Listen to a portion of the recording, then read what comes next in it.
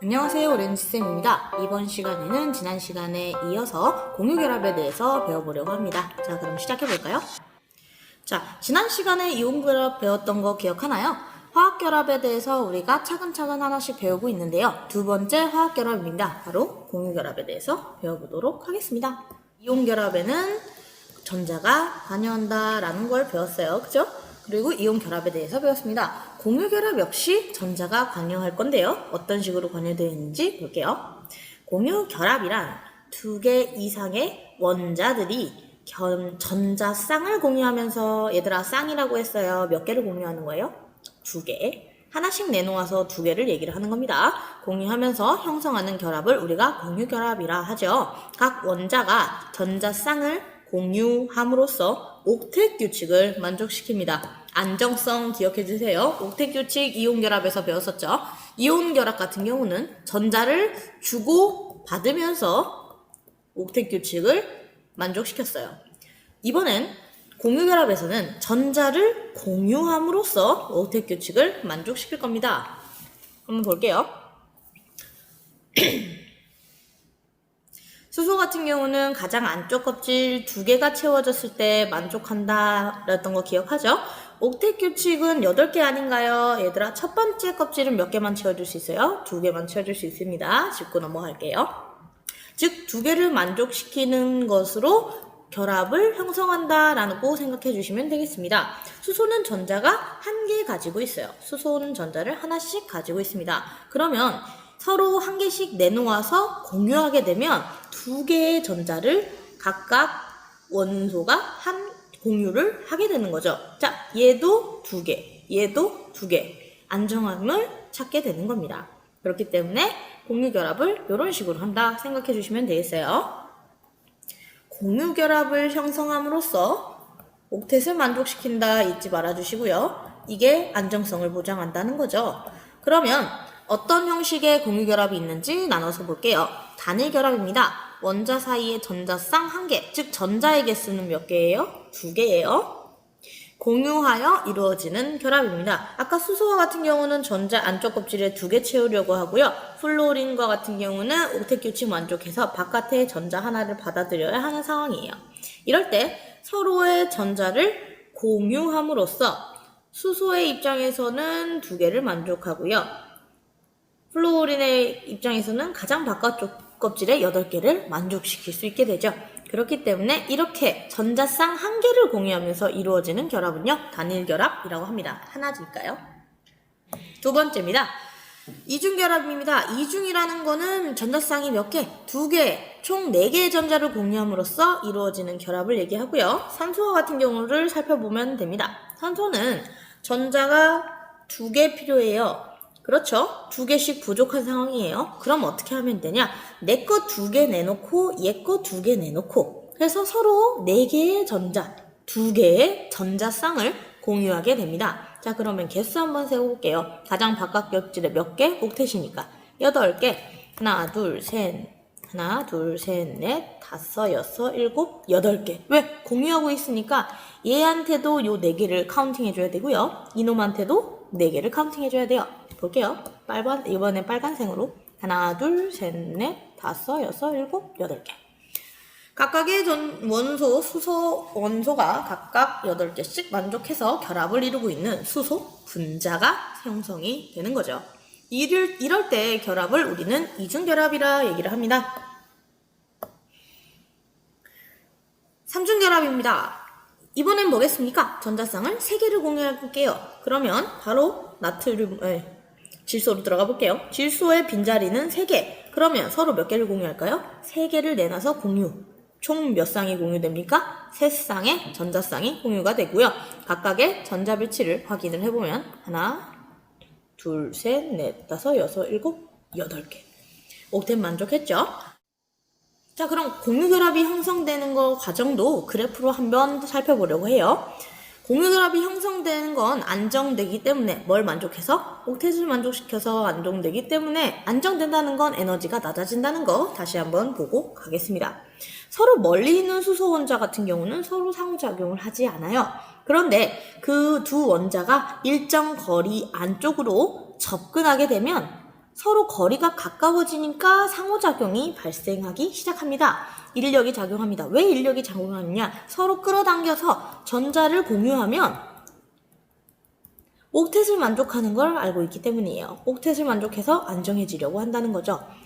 서로 전자를 공유할 만큼 가까워진 거리를 살펴보면 에너지가 낮아지면서 최소가 됩니다. 자, 그럼 이 지점에서 뭐가 생길까요? 공유결합이 생깁니다. 어떤 식이냐면 수소와 수소 원자가 결합을 하면서 수소 분자가 되면요. 에너지가 발생을 해요. 얼마만큼? 요 차이값만큼요. 왜? 안정해지기 때문에 얘의 에너지가 더 낮고요. 추가할 그 차이만큼이 방출이 됩니다. 에너지가 방출이 됩니다. 그리고 이 결합은 매우 안정하다라는 걸 얘기할 수 있겠죠. 그런데 이온 결합에서 봤듯이 원자끼리 너무 가까워지면 어떻게 된다고요? 서로 너무 가까워지면 핵과 핵, 전자와 전자끼리 만나게 되면서 반발력이 발생한다라고 얘기를 했었죠. 거리가 0에 근접해질수록 이런 경향성이 강해지고요. 불안정해지기 시작합니다. 불안정하다는 건 에너지가 커지기 시작하다는 거죠. 그래프에서 여러분들 확인하실 수 있을 겁니다. 아까 얘기했던 내용 한 번만 더 짚고 넘어가 볼게요. 두 원자가 일정 거리 내에 근접하면 인력이 작용해서 에너지가 낮아지며 왜? 안정해지면서 뭐가 생겨요? 결합이 생기기 때문에 분자를 형성합니다. 공유결합이 생겨서 분자를 형성하게 됩니다. 그 차이값만큼의 에너지는 방출되게 되는 거죠. 방출되는 에너지 양이 크면 클수록 우리는 결합이 강하고 안정한 걸 알 수 있습니다. 결합 길이에 대해서 좀 얘기를 해볼게요. 아까도 말했듯이 우리 이온 결합에서 볼 수 있었듯이 이 그래프에서 가장 안정한 구간에서 결합이 생성될 거예요. C 지점에서 에너지가 최소가 되고요. C 지점에서 공유결합이 형성될 거예요. 자, 그러면 이만큼은 공유결합에 대한 길이가 될 겁니다. 맞습니까? 그래서 이거는 뭐라고 우리가 얘기를 하느냐? 결합 길이, 공유결합 길이라고 우리가 얘기를 하고요. 공유결합이 형성하고 있는 두 분자 사이에서 공유결합을 형성하고 있는 전체가 분자죠. 요 사이에 원자핵 간의 거리를 얘기를 합니다. 자, 공유결합 물질, 우리가 이온결합 물질의 특징을 봤던 것처럼 공유결합 물질의 성질을 한번 살펴보려고 합니다. 포인트는 전자가 공유되고 있다. 왜? 공유결합을 하고 있으니까 알고 가볼게요. 자, 일반적으로 고체나 액체 상태에서 전기 전도성이 없어요. 왜? 이온결합 같은 경우는 이온으로 결합이 되기 때문에 플러스나 마이너스를 가진 입자가 존재하고요. 이 입자들 때문에 이 입자의 흐름이 있으면 전기 전도성이 있고요. 없으면 전기 전도성이 없게 형태가 나타나게 됩니다. 그런데 공유결합 같은 경우는 애초에 전자를 공유하고 있지 전자를 떼어주거나 얻지 않았어요. 즉 중성인 거죠. 그래서 어찌 됐든 어떤 상태에서든 전기 전도성을 나타내지는 않습니다. 단 예외가 있다는 것만 알아두세요. 뒤에서 한번 얘기를 해드리겠습니다. 대부분의 물에 잘 녹지 않습니다. 아까 이온결합에서 배우셨던 것처럼 양이온과 음이온으로 나눠지고 이 주변을 물이 둘러싸면서 안정하게 만들어요. 그래서 잘 녹는다. 이온결합 물질은 잘 녹는다고 얘기를 했는데 플러스랑 마이너스를 가지지 않은 공유결합 물질 같은 경우는 물에서 잘 녹지 않습니다. 반대 경향인 거죠. 일반적으로 녹는 점과 끓는 점이 낮아요. 그래서 상온에서 기체나 액체 상태로 존재하게 됩니다. 여러분들 사실 공유결합 물질 같은 경우는요, 크게 두 가지 분류로 나누게 됩니다. 공유결합을 가지고 있는 공유결합을 포함한이라고 생각해 주시면 좋겠어요. 포함한 물질들은요, 크게 두 가지로 나눌 수 있어요. 하나는 분자 결정, 하나는 원자 결정으로 나뉘게 됩니다. 한번 그림을 보면서 설명을 한번 해볼게요. 분자 결정은요, 분자들 사이에 작용하는 인력에 의해 규칙적으로 배열되어 결정을 이룬 것이라고 되어 있습니다. 갑자기 공유결합하다 분자 나오니까 좀 이상하죠? 여러분 분자가 뭐였나요? 분자 같은 경우는 우리가 가장 물질을 구성하는데 최소 단위 뭐 이런 식으로 기억을 하는 친구들도 있을 거고, 공유 결합을 하고 있으면 분자예요 라는 생각을 하고 있는 친구들도 있을 거예요. 둘 다 맞아요. 즉 우리가 보통 분자라고 불리는 것들은 단원자 분자, 비활성 기체를 제외하고서는 전부 다 공유 결합으로 이루어져 있습니다. 대표적으로 아까 예시를 들 만한 이산화탄소가 여기에 해당을 하죠. 즉 원자와 원자 사이를 잇는데 공유 결합을 사용하고 공유 결합을 이용해서 만들어진 독립적인 객체, 우린 얘를 분자라고 얘기를 합니다. 그런데 이 이산화탄소가 좀 다르게 그려볼게요. 이 이산화탄소가 분자라고 했죠. 이산화탄소 옆에 이산화탄소가 있고요. 이산화탄소 옆에 다시 이산화탄소가 있어요. 왜?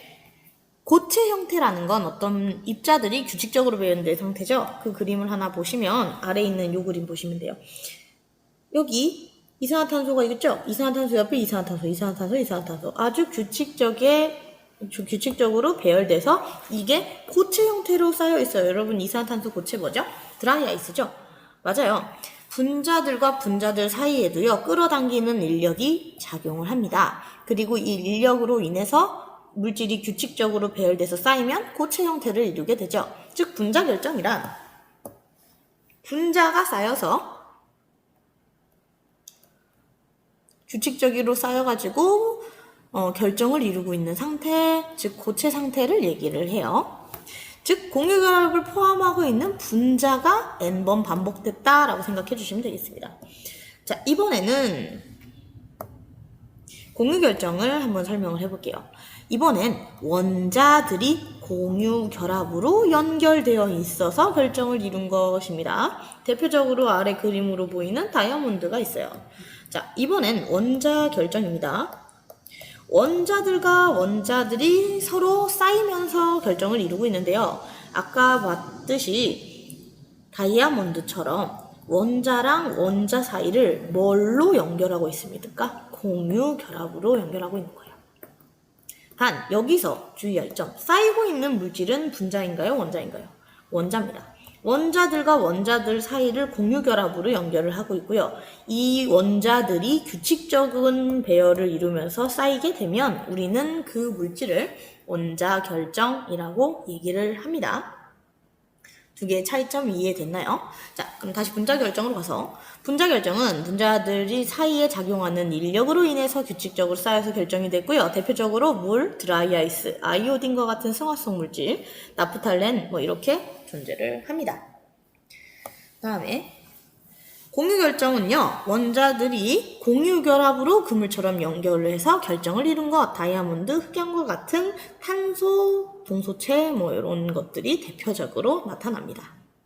앞서 우리 다시 한번 성질에 대해서 배웠을 때 이 일반적이라는 멘트를 곱씹어 보도록 할게요. 일반적으로 고체나 액체 상태에서 전기 전도성이 없다라고 얘기했고요. 대부분 물에 안 녹는다 그랬고, 일반적으로 끓는 점과 녹는 점이 낮다고 얘기를 했습니다. 여기서 말하는 일반적이라는 거는요, 대부분 분자 결정에 해당을 해요. 왜냐면 분자는 전하를 띠지 않지요. 정기적으로 중성입니다. 그래서 전기 전도성이 없어요. 물 녹는 점과 끓는 점도 낮아요. 왜? 상대적으로 분자와 분자 사이에 작용하는 인력으로 인해서 구성이 되고요. 이 인력은요, 정전기적 인력이었던 이온결합과는 많이 달라요.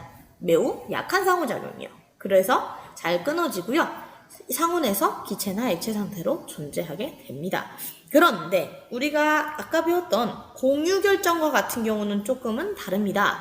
공유결합으로 연결되어 있기 때문에 매우 강력한 상호작용을 가지고 있고요. 흑연과 같은 경우는요, 전기전도성을 가지고 있습니다. 전기전도성을 가지고 있어요. 층층이 배열이 되면서 이 층 사이에 전자가 지나갈 수 있는 공간이 마련이 되면서 전기전도성을 가지게 됩니다. 일반적인 분자 물질에 대한 성질이지만 요거를 좀 더 체계적으로 정리를 할 필요가 있겠네요. 자, 여러분 밑에 있는 확인 1번 문제 같이 한번 보도록 할게요. 여기 오타가 나서요. 이거 고치고 시작해 보도록 하겠습니다. 분자 내 다중결합을 포함하지 않는 것을 골라봐라 라고 되어 있는데요. 여러분 이 문제를 풀 때 분자 어떻게 그리는지 모르는 친구들은 연습하면서 공부해 주시면 좋을 것 같아요. 자, 질소 같은 경우는요, 아까 얘기 드렸던 것처럼 질소 원자 두 개가 서로 3개씩 내놓고 세 쌍의 전자쌍을 공유하게 되면서 3중결합을 이룹니다. 산소 같은 경우는 2중결합을 이루게 됩니다. 이거 어떻게 바로 아나요? 옥텟 규칙 만족하기 위해서 서로 내놓을 전자수 계산해 주시면 됩니다. 즉 얘는 3중, 얘는 2중, 다중결합 둘 다 포함하고 있습니다. 메테인을 볼게요. 메테인 같은 경우는 가운데 중심 원자 탄소 하나, 사이드에 수소가 총 4개씩, 수소랑 탄소 하나씩 공유하면서 탄소는 원자과 전자 4개, 산소는 1개씩인데 총 몇 개예요? 4개씩. 그죠? 그래서 총 8개의 옥텟 규칙을 만족하면서 단일 결합을 하나씩 하는 거죠. 몇 개? 단일 결합이 4번 있는 겁니다. 그죠? 이중결합 있어요? 삼중결합 있어요? 없죠?